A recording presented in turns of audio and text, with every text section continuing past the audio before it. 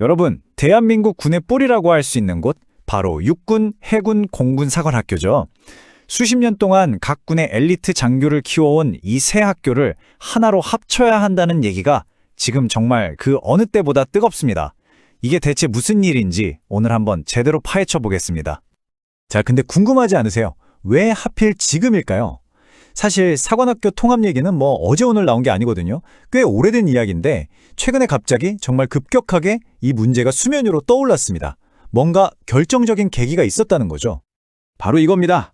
12.3 비상계엄 사태. 이 사건이 모든 논쟁에 불을 붙인 그야말로 도화선이 됐어요. 왜냐하면 이 사태를 주도했던 핵심 인물들이 다름 아닌 특정 사관학교, 바로 육사 출신이라는 점이 드러나면서 완전히 판이 뒤집힌 겁니다. 그래서 오늘 저희가 살펴볼 내용은 이렇습니다. 먼저 왜 지금 이 논란이 터졌는지 그 도화선부터 보고요. 그리고 찬성하는 쪽과 반대하는 쪽, 양쪽 입장을 다 들어봐야겠죠? 마지막으로 현실적인 문제랑 해외 사례는 어떤지 짚어보고 정말 중요한 질문을 던지면서 마무리하겠습니다. 자, 그럼 첫 번째 순서입니다. 도대체 왜 지금 이 논의가 다시 불붙었을까요? 그 배경부터 한번 자세히 들여다보죠. 그러니까 이 12.3 사태가 그냥 일부 장교들이 잘못했다 수준의 문제가 아니었다는 거예요. 이게 바로 육사 카르텔이라는 말까지 나오게 된 계기인데 특정 학교 출신들이 군의 핵심 보직을 꽉 쥐고 그들만의 네트워크를 만들어서 이게 자칫하면 민주주의 자체를 흔들 수도 있겠구나 하는 공포를 우리 사회에 심어준 거죠. 군이 과연 정치적으로 중립을 지킬 수 있을까 하는 아주 근본적인 질문을 던지게 된 겁니다. 이런 사회적 분위기 속에서 정부가 딱 못을 박아버립니다. 국방개혁 4.0이라는 군 현대화 계획에 아예 사관학교 통합을 핵심 목표로 넣어버린 거죠. 이제 이건 그냥 한번 해볼까 하는 수준의 이야기가 아니라 정말로 되돌리기 어려운 국가적인 개혁 과제가 된 겁니다. 자, 그럼 이제 본격적으로 양적 입장을 들어볼 시간입니다. 먼저 통합을 찬성하는 쪽, 이분들이 왜 합쳐야 한다고 하는지, 그들이 꿈꾸는 하나의 국군은 어떤 모심인지 한번 보시죠. 찬성하는 쪽의 주장은 크게 세 가지로 요약할 수 있어요. 첫째, 같이 싸워야 이긴다. 즉, 합동성 강화.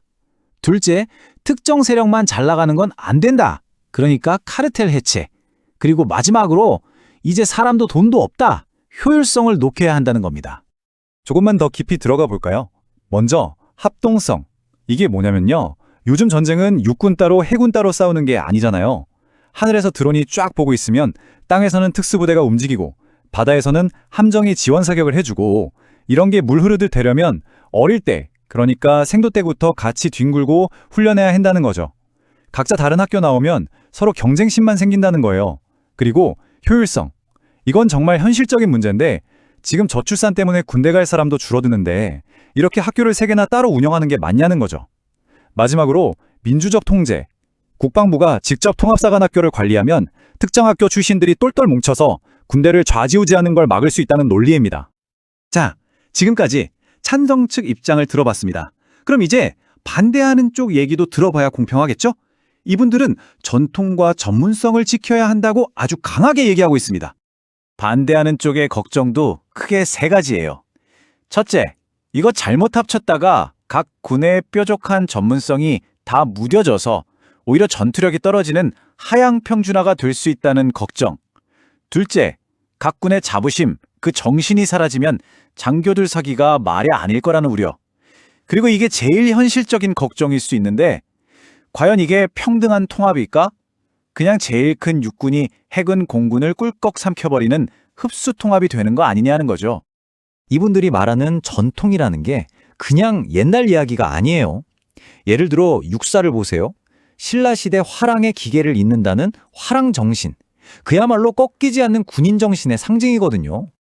해군사관학교는 또 어떻고요? 신사도 정신.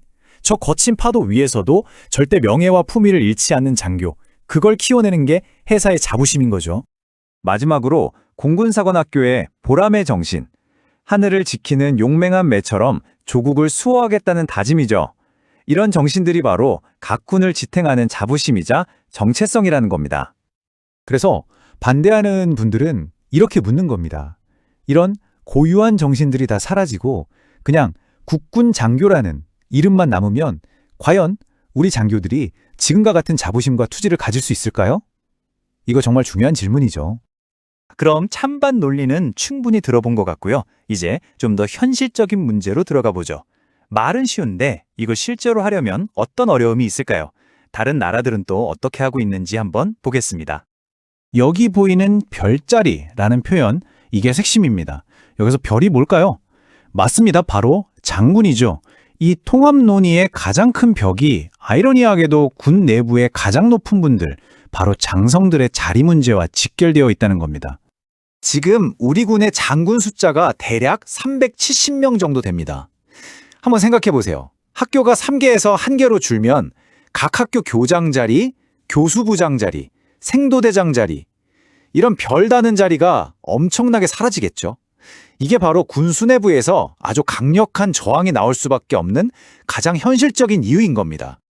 그래서 우리가 참고하려는 모델이 바로 호주의 국방대학교 ADFA인데요. 여기 사례를 보면 배울 점도 있고 걱정되는 점도 있어요. 좋은 건 확실히 어릴 때부터 같이 지내니까 나중에 합동작전할 때 손발이 잘 맞는다는 거. 근데 단점은 생도들이 내가 군인이야, 대학생이야? 헷갈려하고 각 군에서 우리 애들 내놔라 하면서 은근히 비협조적으로 나오는 문제가 계속 있다는 거예요. 우리도 이런 문제를 어떻게 풀지 고민해야겠죠? 자, 이렇게 찬반 논리, 현실적인 문제까지 다 짚어봤는데요. 결국 이 모든 논의는 이 질문 하나로 모아집니다. 우리가 앞으로 키워낼 장교는 과연 어떤 정체성을 가져야 하는가? 정부도 나름의 답을 내놓고 있습니다. 바로 단계적인 로드맵인데요. 1단계로 새 학교를 전부 국방부 장관이 직접 주의하게 바꾸고 2단계로 배우는 과목을 통일시켜서 표준화하고요. 그리고 마지막 3단계에서 실제로 학교를 하나로 합쳐서 국권사관대학교를 만들겠다는 겁니다. 그럼 어떻게 하면 이걸 성공시킬 수 있을까요? 전문가들은 몇 가지 제안을 합니다. 예를 들면 1, 2학년 때는 다 같이 기초교육을 받고 3, 4학년 때는 각 군으로 흩어져서 전문교육을 받는 거죠. 그리고 민간 대학생들이랑 교류도 좀 늘려서 열린 생각을 하게 만들고요. 무엇보다 코딩이나 드론 같은 미래 기술은 이제 선택이 아니라 필수라는 거. 마지막으로 합치더라도 각 군의 역사와 전통은 꼭 존중해줘야 한다는 그런 따뜻한 조언도 잊지 않습니다. 결국 핵심은 이 한 문장인 것 같아요. 너 어느 학교 나왔냐? 이런 거 묻는 시대는 이제 끝내야 한다는 거죠. 그 대신 우리가 어떻게 힘을 합쳐서 이 나라를 지킬 것인가? 이 질문에만 집중할 수 있는 군대를 만드는 것. 그게 바로 진정한 개혁의 시작 아니겠습니까? 자, 사관학교 통합. 여러분은 어떻게 생각하십니까? 이것이 미래를 위한 어쩔 수 없는 선택, 필연적인 진화일까요? 아니면 대한민국 군의 자부심과 전투력을 만들어온 소중한 전통을 없애버리는 일이 될까요?